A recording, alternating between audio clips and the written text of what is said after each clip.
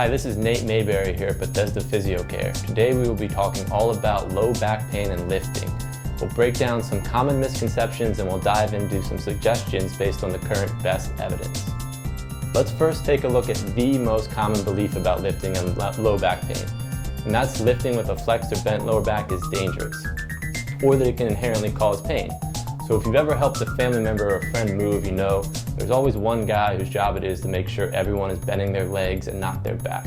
Well, that friend is probably well-intentioned. The fact is there's not much evidence to support lifting with a flexed or bent spine causes or is even predictive of lower back pain. In fact, there are powerlifters who have been recorded lifting, breaking records with high amounts of weight. So if lifting with a flexed back doesn't cause pain in itself, what does? The next most common thought about lower back pain is that it's easily diagnosed through imaging, including X-rays and MRIs. The reality is that many of the common findings on imaging, including arthritis, disc degeneration, and stenosis, are all typically present in those without symptoms as well. These are typical age-related changes that are as common as wrinkles in your skin or even graying in your hair. Lower back pain is a complex issue. However, there are other factors besides lifting mechanics that are better correlated with chronic low back pain and disability.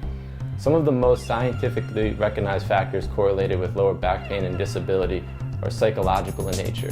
There's a high quality evidence that demonstrates fear of movement, anxiety, depression, and catastrophizing are all factors in patients with chronic lower back pain. So let's take another look at an additional common factor that helps distinguish those with and without chronic lower back pain. That would be the quality and size of their lumbar multifidi.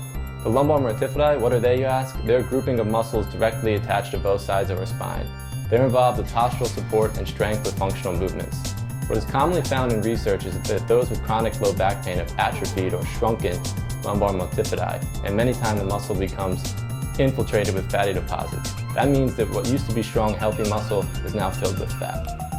I know this sounds scary, but the cool thing is both the structure of the lumbar muscles and these psychological factors can be modified with proper education and physical therapy. One of the best things that you can do to help manage chronic lower back pain is to gradually lift heavy things.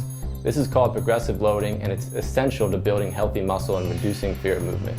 Exercises like deadlift and squats that were once thought to be dangerous for those with lower back pain are now being shown to be effective at reducing symptoms. The even cooler thing is it's never too late to start. We've had patients with 25 years plus of lower back pain reduce pain and disability through proper spinal loading and progressive strength and conditioning.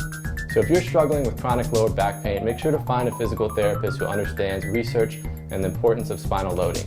And remember, you're not your MRI or your imaging, and you don't have to have a bad back because your parents did. Our bodies are designed to be strong and robust and need proper movement to thrive.